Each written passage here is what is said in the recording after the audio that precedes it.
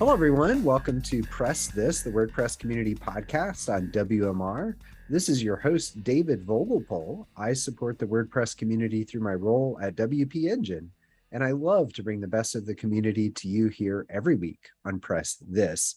As a reminder, you can follow me on Twitter at WPDavidV, and you can subscribe to PressThis on Red Circle, iTunes, Spotify, or download the latest episodes at WMR.fm. And this episode, we're going to be talking about something that is really interesting to me, particularly because it's a big topic of conversation, ironically, at WP Engine. But for today, what we're going to talk about is product-led content strategies for WordPress, product companies, and joining us for that conversation is someone who knows a little bit about that. I'd like to welcome to PressThis, Alex Panias of Scale Math. Alex, welcome to PressThis. Hey, David, great to be here. Excellent. I'm really excited to have you here. I know I didn't really tell you this kind of coming into the episode, may have surprised you at that point, but product-led content strategies is a hot topic for WP Engine these days. And I think a lot of other kind of WordPress product companies, but for those listening, what Alex is going to talk about are his thoughts around how product teams not only should be involved in content strategy, but should really play a big part in leading it. Alex is going to talk about how most product marketing orgs approach content creation, why product teams should really be playing a leadership role, and ways product can lead content initiatives without upending their roadmap. Now, that's a trick, Alex. I'm really curious about your tips on that one. But we'll kick it off with the first question I ask every guest. Alex, could you briefly tell me your WordPress origin story? When was the first time you used WordPress? My journey with WordPress started back in 2011, so quite a while ago, but not as long ago as for most people. For me, it was when I launched my first website, which was all about photography, videography, and technology, which at the time was sort of my thing, my hobby, and what I was really passionate about. And within a relatively short period of time, I grew that informational content site, and I had the opportunity to work with some amazing companies like Think Tank Photo, which are renowned for their high-quality camera backs. And then from there, I guess you could say the rest is history. I went from figuring out how to build, or more so at the time, throwing together my first site with some help, to watching WordPress grow to being the leading CMS in the world, but also both in my view, as well as by statistic. That's really interesting. So you started your WordPress journey kind of building a site around your interest at the time, photography and videography. Did you know that Matt Mullenweg was Photo Matt? Did you know about his photography persona, I guess, or side? I'm disappointed to say that I actually didn't. And it wasn't until a few years or maybe a year after I had built that site that I got more involved in the WordPress community, which, as many will agree, is one of, if not probably the best part of the WordPress industry, is the community behind it. And in the first year or so that I used it, I more so just saw it as this brilliant piece of software that allowed me to do something that I couldn't before with previous solutions. And then as I got involved in it, I was like, oh, there's this, obviously, then it came to my knowledge who Matt was, and oh, he's also behind Automatic and all these other companies. Interesting. Well, 2011, of course, was an exciting year to join, just like basically around a year after custom post types and meta fields were added. So kind of, in my view, the start of WordPress as a true CMS. But I'm sure that was a real exciting time to start getting involved and to see it grow over time. Now, I was wondering if we could shift gears a little bit. Could you tell me a little bit about what Scale Math is and what y'all do? Yeah, so from first using WordPress in 2011, around 5 years ago, I first started working in the industry with our first company that we had partnered with, which is still what we do to this day. But at that time, it happened to be a company in the WordPress space. And now, although a lot of our work isn't necessarily just in the WordPress space anymore, we continue to work with a number of WordPress businesses on growth. So, and of course, we continue to use and love it as a solution for our own sites. And again, as I mentioned earlier, have a soft spot for the community alone. And as we said before we hit record, I attended, or had the pleasure to attend WordCamp Europe as well. So yeah, I'm actively still trying to be involved in the WordPress space as a community, but also more so still work with companies, whether they're not directly in the space. They obviously, in some ways, because it occupies such a large part of the online industry, they still touch the WordPress community in some way. Okay, and this is a consulting service for product-based businesses, or help me understand like the core mission of Scale Math. Yeah, so the short is we partner with industry leading companies to help them grow. That's the sort of, one word or one sentence answer. But then beyond that, we go a bit further as well. So it's not just on growth, although that's really what kind of hooks people in. It's also then, what goes on beyond that. So the operations of doing that. So largely like how to get product teams to work with content teams, for example, is one of the things. And then also, of course, customer experience, onboarding, all these types of things, because in our mind, they ultimately fall into the category of growth or work that goes towards growth, and most categorize it as that. But really, it's so much more, because without the rest, ultimately, it's very difficult to do wholeheartedly drive growth for a product or service company for that matter, if you're not also doing the rest really well. Excellent. That makes sense. And I'm on your website now. I can see some of your customers or people we've had on the show, like Vito from Atarim and Vova from Freemius. I'm wondering if you accept customers, though, from principals that first names don't start with V, but maybe we'll save that question for the next interview. But yeah, there's some awesome customers that you have there, and that's great to see. So now kind of on the topic, that we wanted to focus on here today, I'm just curious, like in your view, how do you think most orgs approach product content? And what are maybe with some of the challenges with the common approaches to creating content around products? Yeah, I'd actually lean towards saying that most organizations, at least that we see, don't actually approach content with the view that it should be led by product. Even at larger companies, it tends to be the case that as you grow, the more disconnected you become with the overall approach and the link between product and growth strategy, or the people that are involved in actually executing that strategy. And something that in our view ultimately shouldn't be the case, because when growth, both near term and long term, aren't aligned with where a product is headed, you often see companies waste a lot of resources focusing on things that have little impact on the business, but it takes way too long for that feedback loop to close and for people to realize that that's the case. And then once it does, it's always about finding who the person is to blame, instead of realizing that it's not one person to blame. It's the fact that the people in the organization weren't working together. So simple examples of this range from the most basic form of it is really just writing content about topics that aren't even remotely related to the product you're building, or not understanding what the important part of the product is. So, let's say at WP Engine, a perfect example right now is you're doing a push on headless WordPress. So ultimately, that's something that the marketing team, I assume, is aware of based on the recent acquisitions that you've made and everything. But if they aren't, then it's something that they should be, so that they can also focus their efforts on driving growth organically on that side. And then it also ranges on things like not even aligning on the product's business model. So let's say you have a B2B business model, but also a B2C model for a product. If you don't actually align with, if it's in the case where we're working directly with the founder, or if it's, in-house people that are working with a CMO, for example, it's not aligning on what the core goal is. Because even if you have two business models, depending on the resources you have allocated, you really can only focus on doing one at a time, and then doing it in cycles is normally how we'd approach it, because otherwise you don't know whether the efforts that you're investing are supposed to drive impact on the B2C model side of the business, or on the B2B model side of the business, which ultimately becomes a whole different argument, which is again more so on the product side to decide, which is what should be leading, what should be the priority, which is where the whole confusion stems from. So I feel like the product teams, which don't have it all figured out, often try to, blame, or not blame, but more so just rely on marketing and say, oh, but that's something that they should have been focusing on, even when they at the time didn't know that it's something that they were focusing on. So those are kind of some of the more common examples we've seen. So it sounds like, to summarize that most orgs approach content creation through the lens or the leadership of the content team, which are fundamentally disconnected from what is being built, why it's being built, and maybe even, I'm guessing, certainly kind of drawing from personal experience, the use cases of people that are then going to go use it. And so it seems like what you're kind of proposing here is that if those involved in the building and solving for the puzzles or jobs to be done, if you will, for the products are involved more intimately, then the content ultimately produced is better. And so I kind of want to dive into some of the whys behind that, and even your thoughts on how to approach it. But we're going to take our first break, and we'll be right back. Time to plug into a commercial break. Stay tuned for more Press This in just a moment.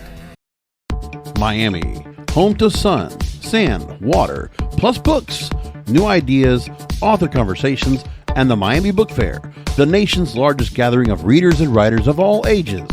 Mark your calendar for the 38th edition of the Miami Book Fair, Sunday to Sunday, November 14th to the 21st, bringing together the greatest thinkers of our time, in person and virtually, talking about the issues of the day with audiences of all ages.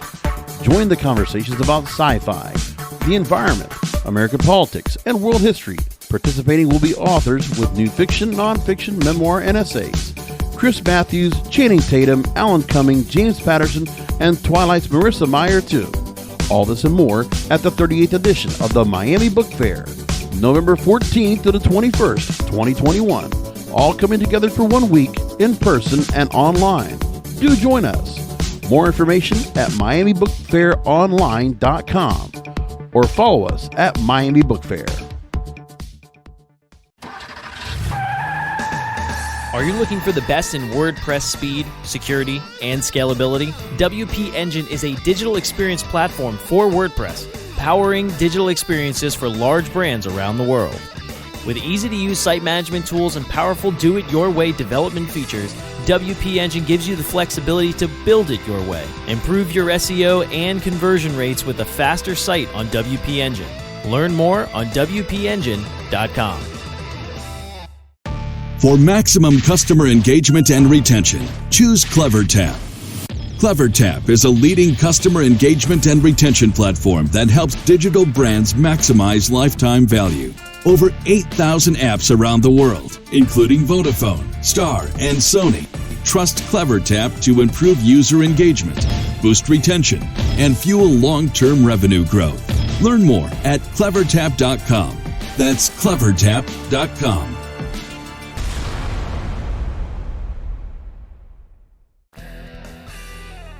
Hello, everyone. Welcome back to Press This, the WordPress community podcast on WMR. We're in the middle of our interview around product-led content strategies with Alex Panias. Alex, right before the break, you were talking a little bit about the kind of common approach most orgs take around kind of the content team leading, of course, with the content strategy. But when it came to products, you felt that the product team really should be more leadership focused there. Now, you said something early on where you're like, even big companies approach it that way. Like, my instinct would say big companies would be more likely to approach it that way because they have more resources and people. Did you mean to sound surprised when you made that reference, or was I reading too much into it? Or do you think that smaller companies somehow are less inclined to leverage their engineers and product people to participate in content? Oh yeah, no, definitely. So I mean, my surprise was more so from the expectation that companies that are bigger have been going for longer and should have figured it out by that point. But yeah, you're definitely right. The inclination is, it actually tends to be more so the case the bigger you get, because the more disconnected people are and the less people are working one-on-one, which ultimately is probably where the problem stems for most organizations.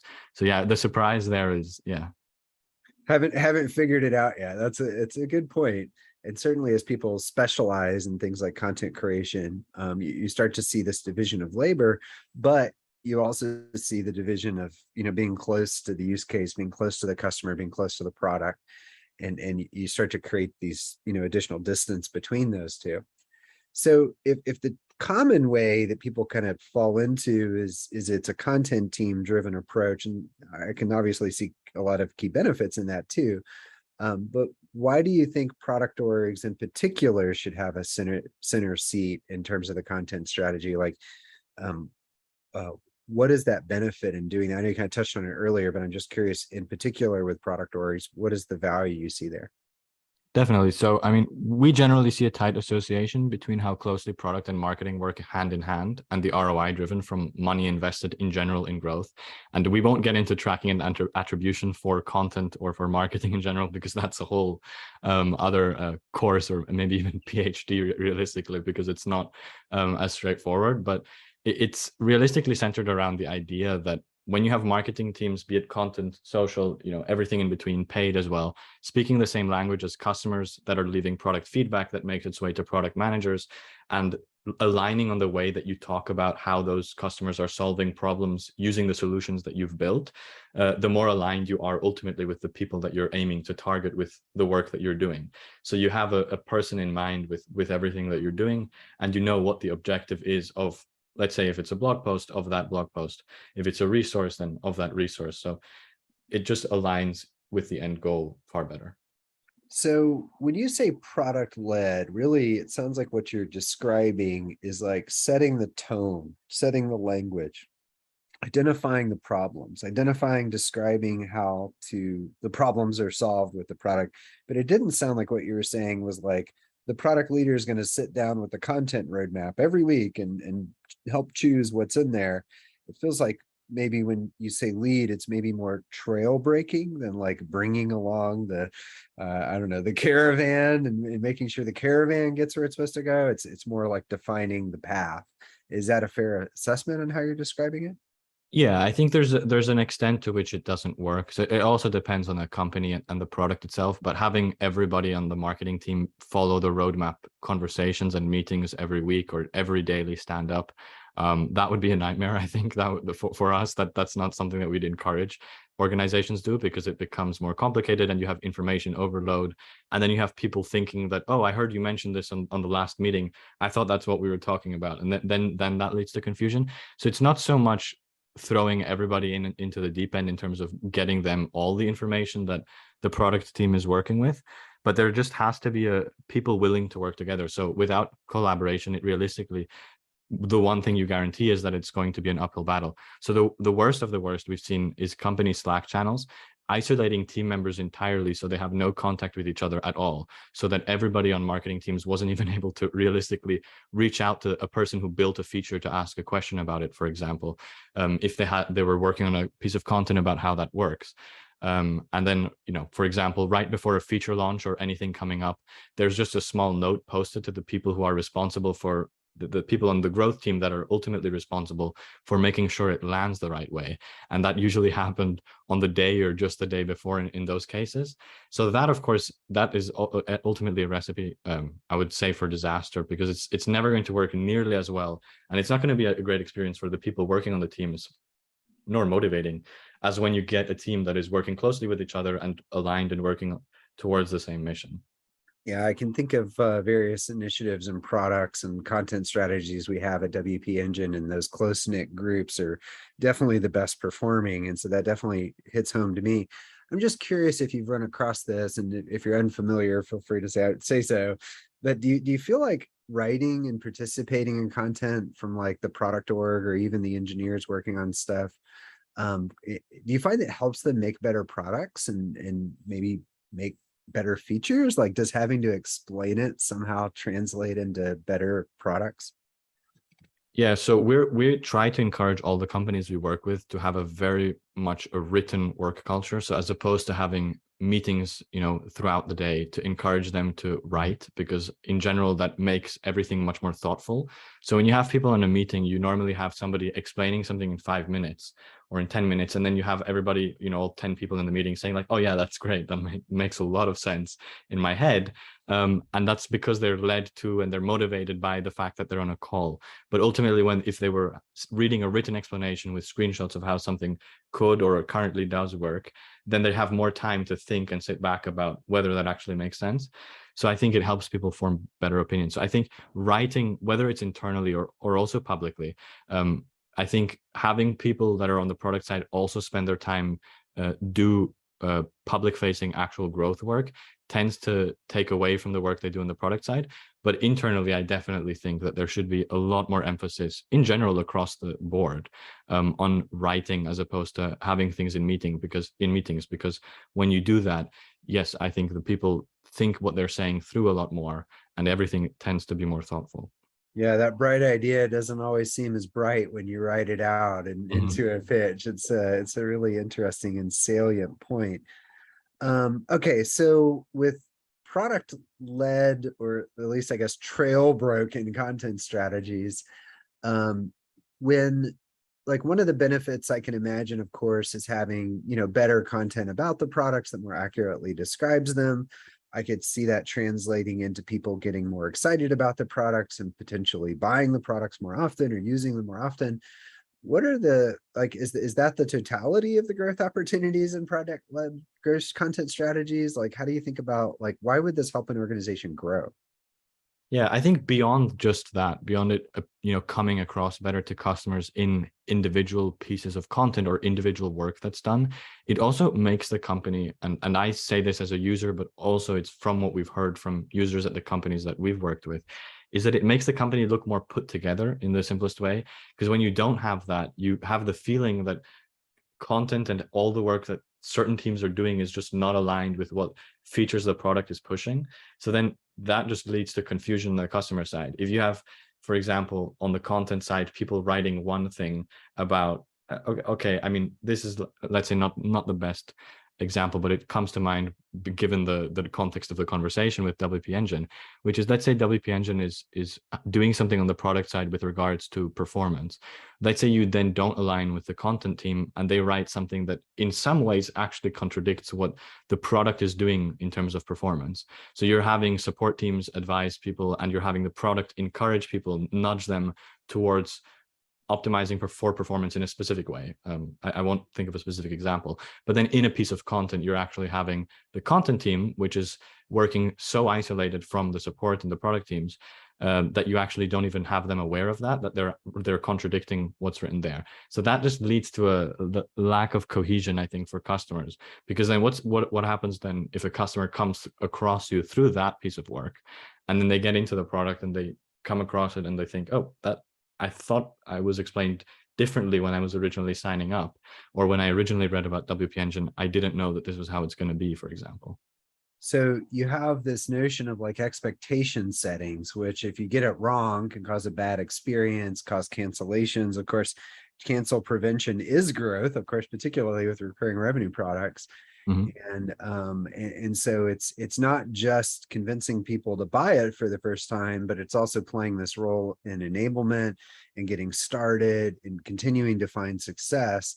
And so by having a strong kind of an accurate product representation in that content, you can drive value beyond just converting on a website. And that makes total sense. And as a matter of fact, I'm thinking of a project right now that like would fit very well with the conversation you were just kind of pontificating we would have. So now I want to kind of dive into a little bit around how we do all this without, ripping up our roadmap.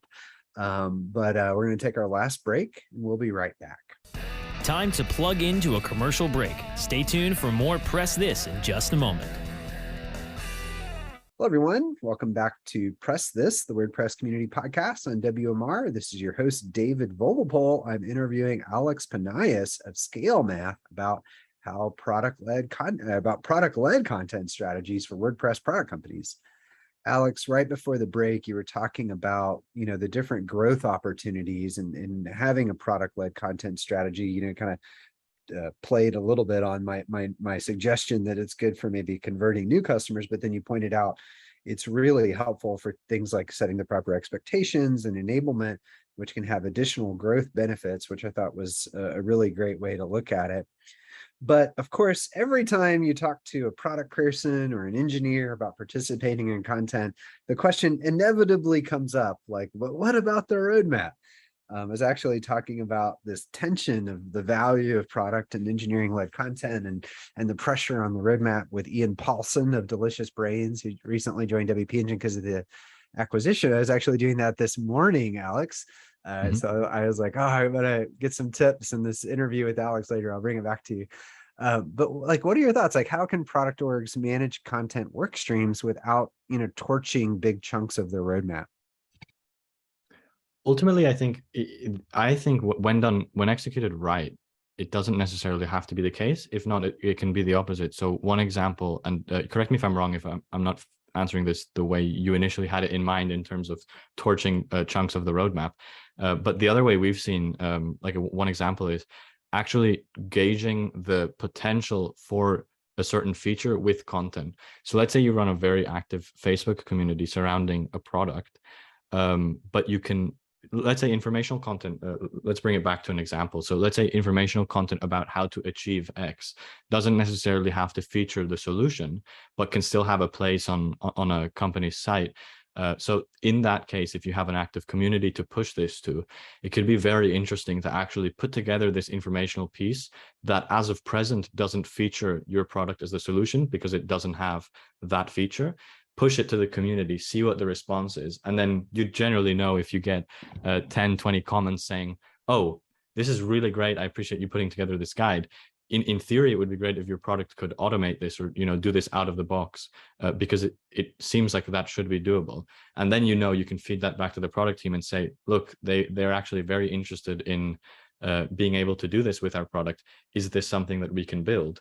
Because it looks like we validated the demand for it. So that, I think, is how I would have it feed back into the roadmap. And I would try to keep, with regards to torching big chunks of the roadmap, I would say that the content team shouldn't be that involved in informing the roadmap. They should generally work with a handful of people on a bigger organization only. So it doesn't come to the point where they're even giving instructions to specific people about specific features, because otherwise it does create more mess than it actually improves the overall workflow. In terms of like the product engineering team's roadmap, like the interference of working on content, first off, I love the idea of doing like a how-to guide that if your product did it would solve it. That's very clever.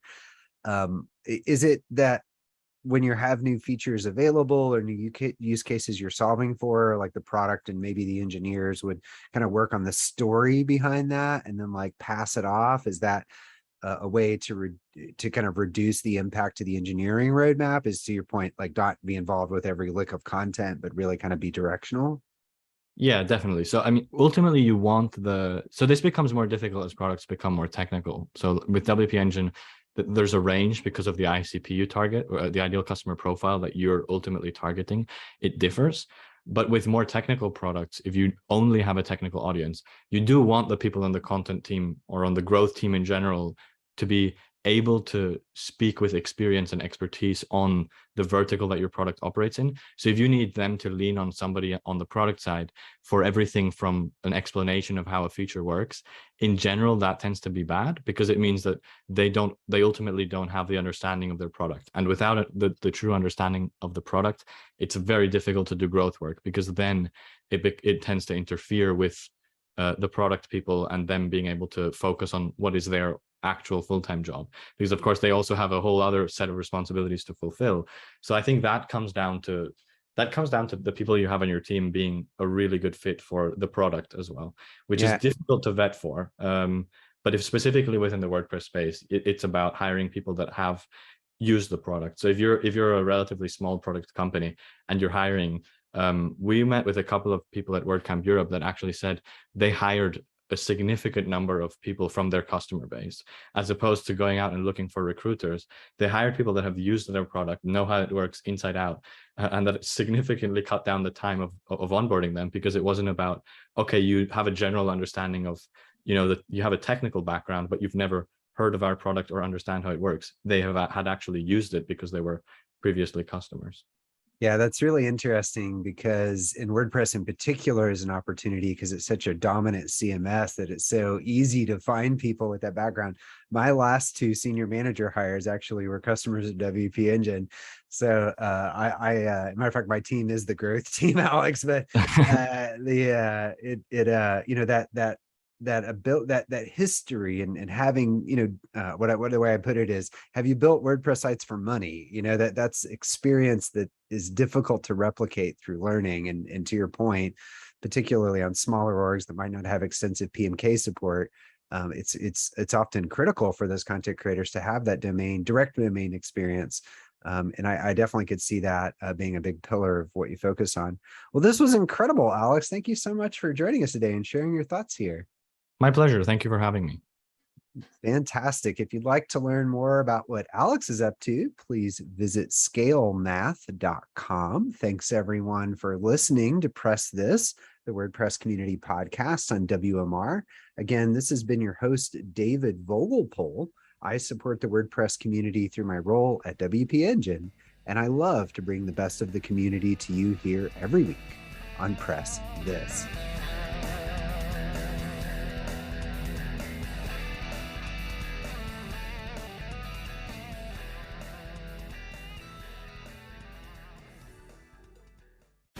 The opinions expressed on this program are those of the guests and hosts and do not necessarily reflect those of webmasterradio.fm's management or sponsors. Any rebroadcast or redistribution without authorized consent of webmasterradio.fm is prohibited.